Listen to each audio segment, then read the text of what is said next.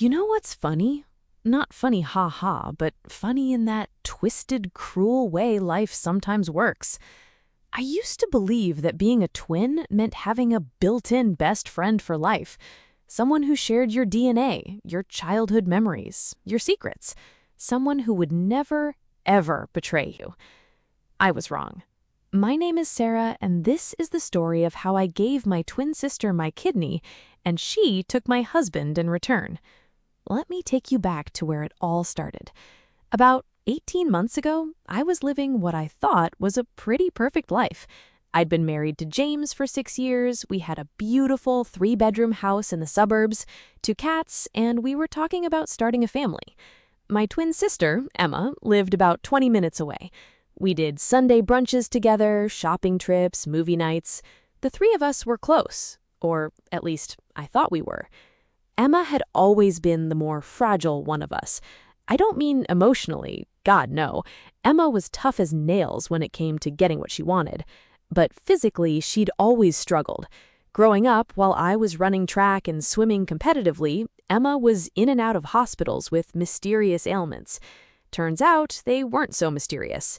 She had polycystic kidney disease, something that had been slowly destroying her kidneys since we were teenagers.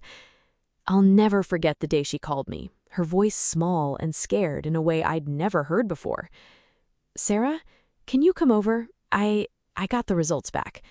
I knew immediately it was bad. Emma never asked for help. She was proud, fiercely independent despite her health issues. I grabbed my keys and drove to her apartment, my heart pounding the entire way. When she opened the door, her face was blotchy from crying. Emma never cried. "I need a transplant," she said, barely getting the words out before she collapsed into my arms. "Stage 5 kidney failure.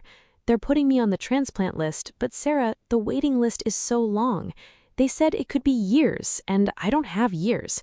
I'm going on dialysis next week." I held my sister while she sobbed, and I didn't even think twice. I said, "Test me. I'll do it. We're identical twins. I'm probably a perfect match." She pulled back, looking at me with those eyes that were exactly like mine. "Sarah, I can't ask you to." "You're not asking. I'm offering. You're my sister, my twin. We shared a womb, for God's sake. What's a kidney?" I meant every word.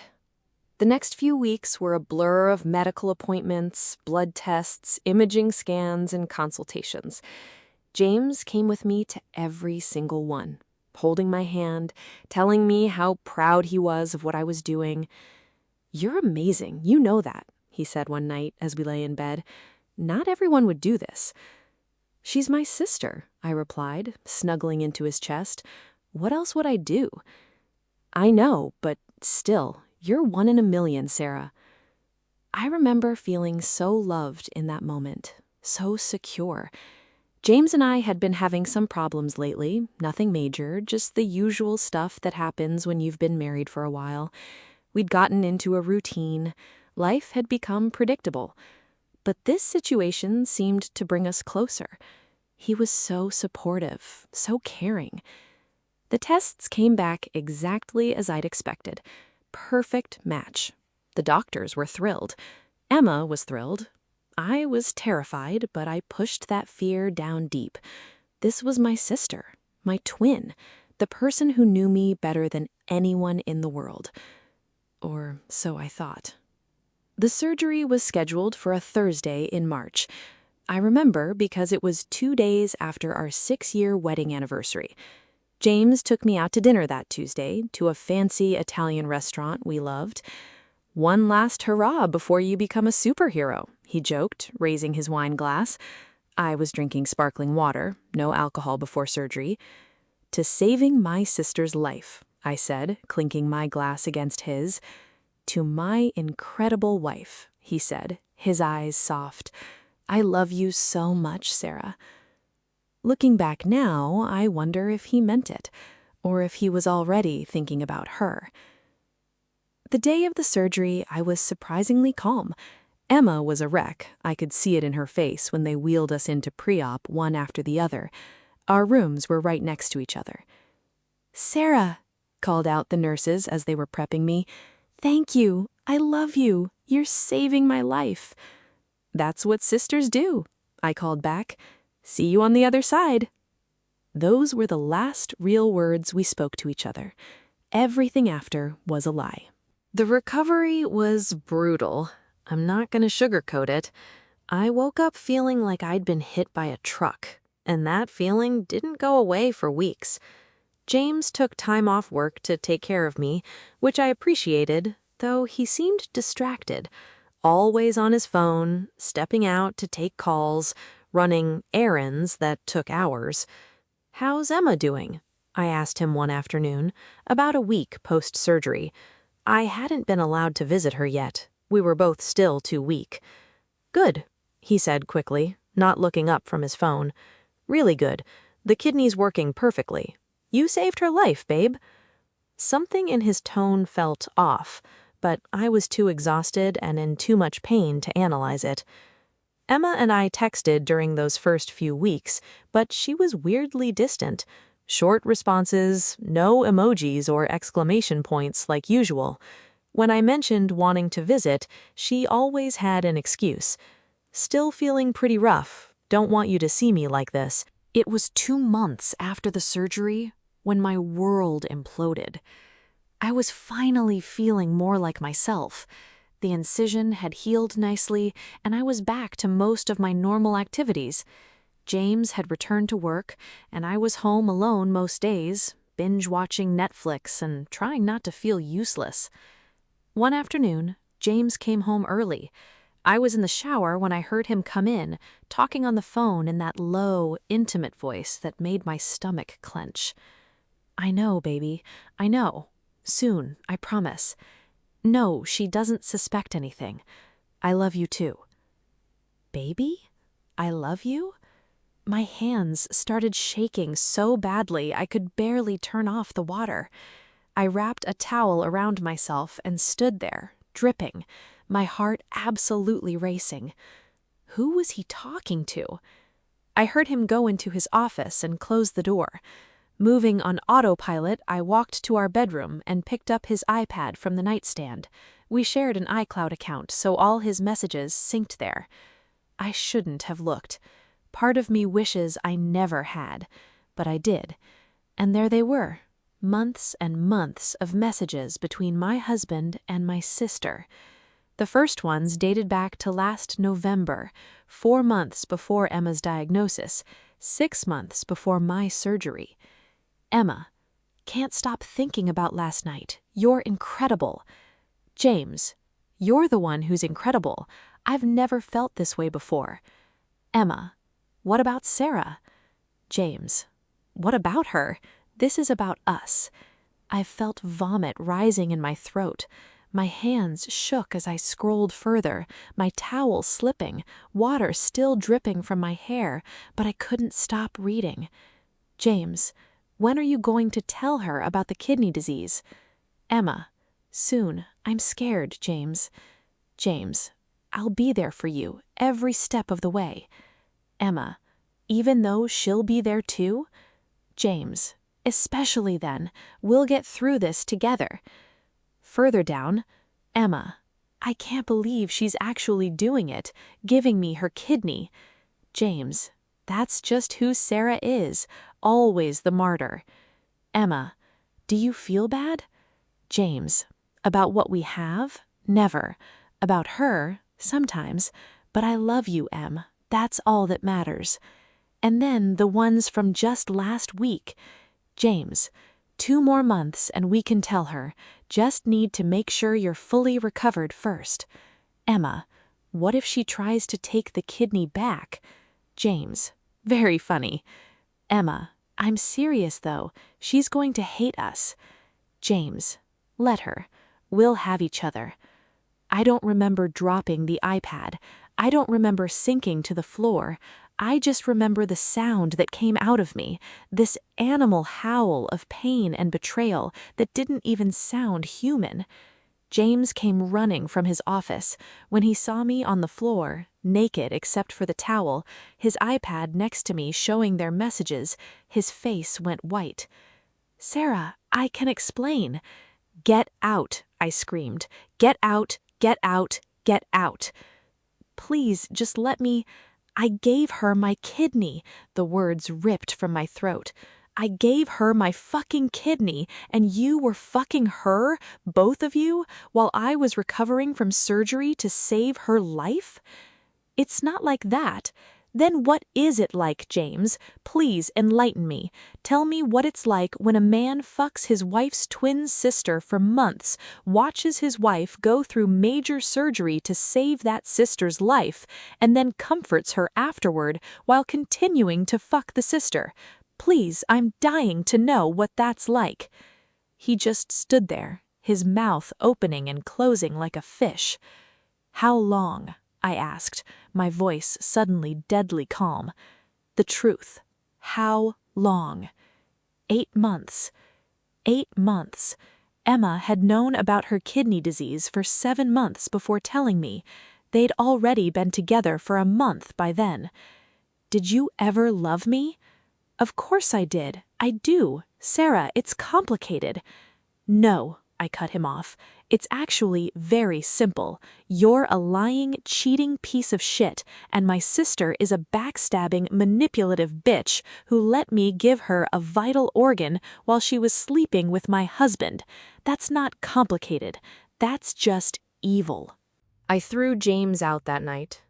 He went to Emma's, of course. Where else would he go? I called the lawyer the next morning. I wanted the fastest, most brutal divorce possible. I didn't care about the house, the money, any of it. I just wanted him gone from my life. And Emma? I sent her one text.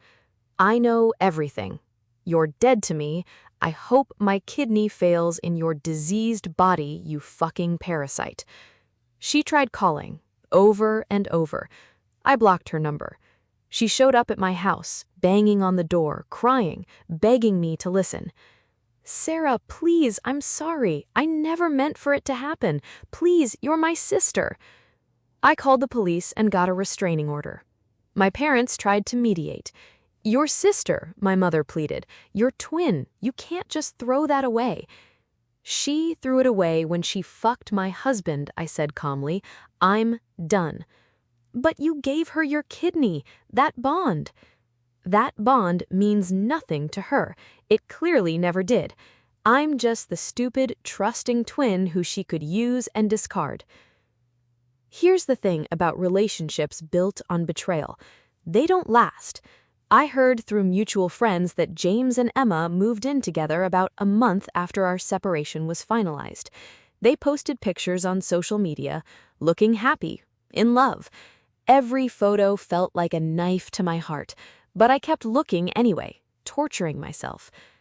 They deserve each other, my best friend Kate said, wrapping her arm around me as we looked at a photo of them at some restaurant, looking cozy. She was right. They did deserve each other, and apparently that's exactly what they got. The cracks started showing around month 3 of their relationship. Emma started posting cryptic, passive-aggressive quotes on Facebook. When you build your happiness on someone else's pain, don't be surprised when it crumbles. What you get from lies can only give you more lies. I almost laughed. The irony was beautiful. Then the photos stopped. The lovey-dovey posts disappeared. And then, about 6 months after they got together, Kate sent me a screenshot. Emma had posted, "Single and loving it. Good riddance to toxic people." No way, I breathed. Kate sent another screenshot, this one from James. "Sometimes the person you think you want is just a fantasy. Reality is disappointing." They broke up, Kate said gleefully, and from what I heard through the grapevine, it was messy. Turns out, once the thrill of the affair wore off and they had to deal with actual relationship stuff, they couldn't stand each other. Emma was apparently wildly jealous and possessive, constantly accusing James of checking out other women, going through his phone, oh, the irony, starting fights about nothing. And James? He started drinking. A lot. Lost his job because he showed up drunk to an important client meeting. Started blaming Emma for everything. "You ruined my marriage," he allegedly screamed at her during one particularly nasty fight that their neighbors overheard. "You ruined it. I ruined it. You pursued me. You told me you loved me, that Sarah was boring and you wanted excitement." They destroyed each other, exactly as they deserved. It's been a year now since I found out. A year since my world fell apart. I'm not going to lie and say it's been easy. There were dark days. Days where I couldn't get out of bed. Days where I stared at my scar and felt like the world's biggest fool. Days where I missed my sister so much it physically hurt, even though I hated her. But slowly, gradually, I started to heal. I went to therapy. A lot of therapy. I learned that Emma and I had always had a toxic dynamic that I'd been too close to see. I was always the caretaker, the giver, the strong one. She was always the taker, the damsel, the one who needed rescuing. Even as kids, I gave and gave while she took and took. This was just the ultimate version of that pattern. I also learned that James was a coward who wanted excitement without consequences. He wanted the thrill of an affair while maintaining the security of a marriage. When he actually had to be in a real relationship with Emma, with all her jealousy and neediness, he realized what he'd given up. Too bad for him. I was done being an option. I started focusing on myself for the first time in years. I went back to school to finish my master's degree. I started swimming again. I adopted a dog, a sweet golden retriever named Luna who thinks I hung the moon. I made new friends, real friends who valued me. I even started dating again, though I'm taking it slow. I'm learning to trust again, learning to set boundaries, learning that I deserve people in my life who would never betray me. My parents eventually came around, especially after they witnessed one of Emma's meltdowns when I refused to see her at Christmas. She showed up drunk, screaming about how ungrateful I was, how she never asked for my kidney, lie, how I was using this to play the victim. My dad physically removed her from their house. I think that's when they finally saw who she really was. Some people think I should forgive her. She's your twin, they say. Don't you miss her? Of course I miss her. I miss the sister I thought I had, but that sister never existed. The real Emma is someone who could accept a life-saving organ from me while sleeping with my husband. That Emma doesn't deserve my forgiveness. Last week, I got an email from Emma. She'd found a new email address since I'd blocked all her old ones. The subject line read, "Please read this. I'm begging you." I almost deleted it. My finger hovered over the trash button. But curiosity won. I opened it. It was long, rambling, full of apologies and excuses. She was in therapy now. She realized she'd been a terrible person. She was sorry. So sorry. James was a mistake. She'd been confused, depressed about her diagnosis, looking for escape in all the wrong places. "You gave me life," she wrote. "You literally gave me a part of yourself to save me, and I destroyed you in return. I have to live with that every single day. Every time I think about my kidney functioning, I think about you. I think about what I took from you, not just your kidney, but your trust, your love, your sense of family. I know I don't deserve forgiveness. I know I probably never will, but I need you to know that I'm sorry and that I love you. I've always loved you, even when I was too sick and twisted to show it." I read it 3 times. Then I deleted it. Maybe someday, years from now, I'll be able to forgive her. Maybe not for her sake, but for mine, so I can finally let go of the last bit of pain she caused. But that day isn't today. Today, I'm taking Luna to the park. Then I have a study group for my class, then dinner with Kate and some other friends. Tomorrow, I have a date with a guy I met at a coffee shop, a sweet, uncomplicated man who makes me laugh and doesn't have any connection to my past. I'm building a new life, a life without people who take and take and take until there's nothing left. I gave my sister my kidney. She took my husband. But she didn't take my strength. She didn't take my future. She didn't take my ability to love and trust again. those things are still mine, and I'm never giving them away so carelessly again. My name is Sarah. I'm a survivor, and I'm finally at peace.